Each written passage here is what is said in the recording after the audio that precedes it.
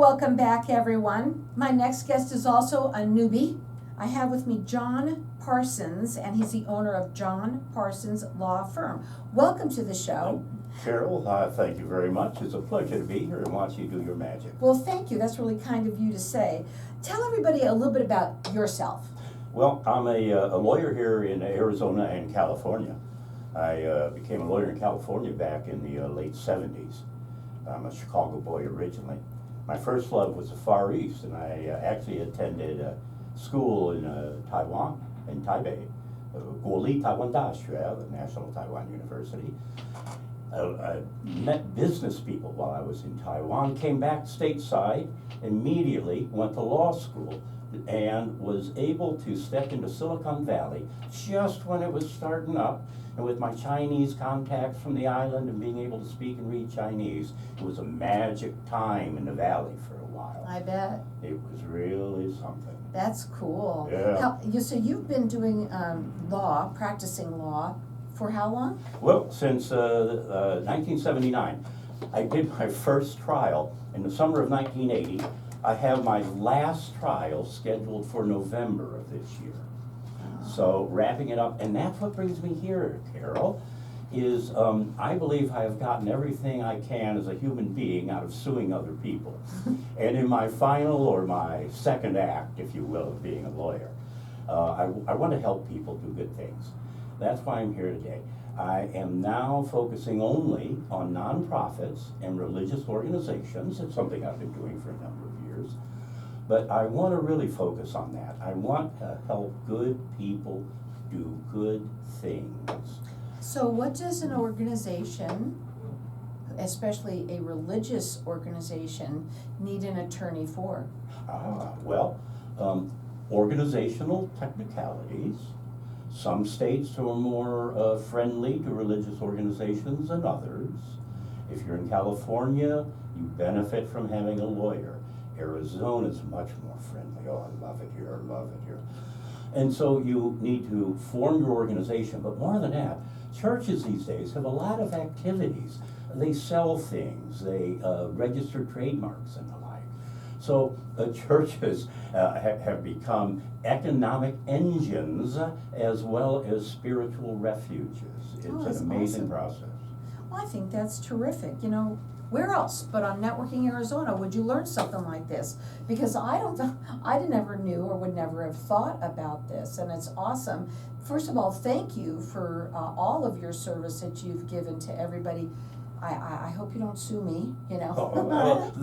Those days are gone, my friend. Yeah, thank God. Yes, but anyway, yes, for all of us. Yeah, but for you getting into such a different side of law, it's awesome. Well, it's always been fascinating. You know, most lawyers deal with people engaged in problem solving. Something terrible has happened. I love the idea that good people, they get up on their hind legs and they just start doing good things, and they get together with other good people, and the next thing you know, they're driving people around, or they're getting food banks, or they're taking care of stray dogs, or the burros up north, you know. So there's just so many opportunities for, again, good people to do good things. And Carol, there's just not enough of that going around these days. Yeah.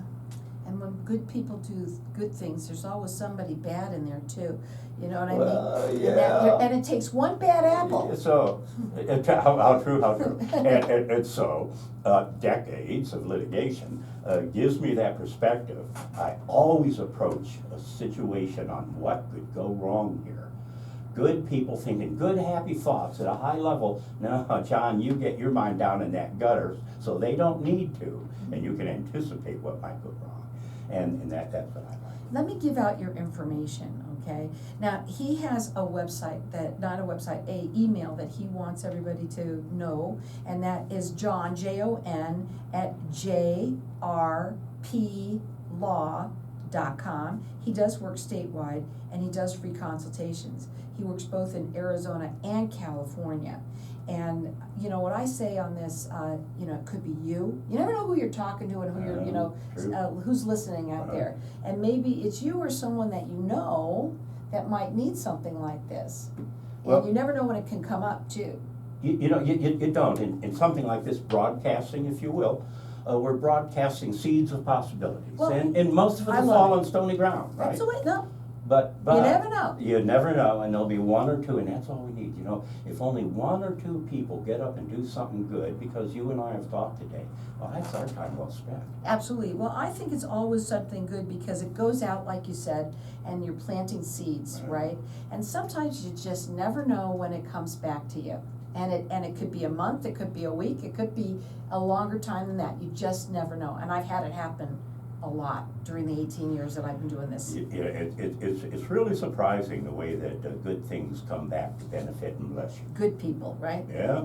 Now, what are 3 things everyone responsible for a nonprofit should know? Yeah, okay, and responsible for, I like that. Responsible, big word today. It is, and you know, nonprofits like children, like dogs, like owning a household, it's a responsibility. But there's only a few things we really need to get our mind around. 1, do things in a timely basis. 2, get your tax exemption. And there's many ways of doing that. If you get your tax exemption, now your donors will be able to deduct their donations. And that is the key to your 501c type organizations, your charitable organizations. And the third thing then is, and I can help you with first too, pretty easy. It's just timing and paperwork. But the third thing is you gotta learn to tap the till, tap the keg of human kindness. You gotta get people to get invested in you, in what you're doing, give you money, give you food. You always need a little I'm in money. that. You know, you need something to get it going. But here's the other thing. I don't want people to hesitate doing good things out of the fear of maybe not being able to afford it. And therefore, that's why I always send me an email to john@jrplaw.com. And I always respond to emails. Tell me what the situation is. We will respond. I always start off a relationship with talking. You know, it makes no sense whatever to send a bill to someone before they even know who you are, right? Right, no, of course. So, don't feel, don't hesitate to reach out, ask me questions. One other thing, if you don't want to talk to me, talk to someone else, talk to another lawyer, but do good things. Well, I have to say, I'm kind of fascinated by you, you know? And I love talking to lawyers. I just love the way you talk. That's number 1.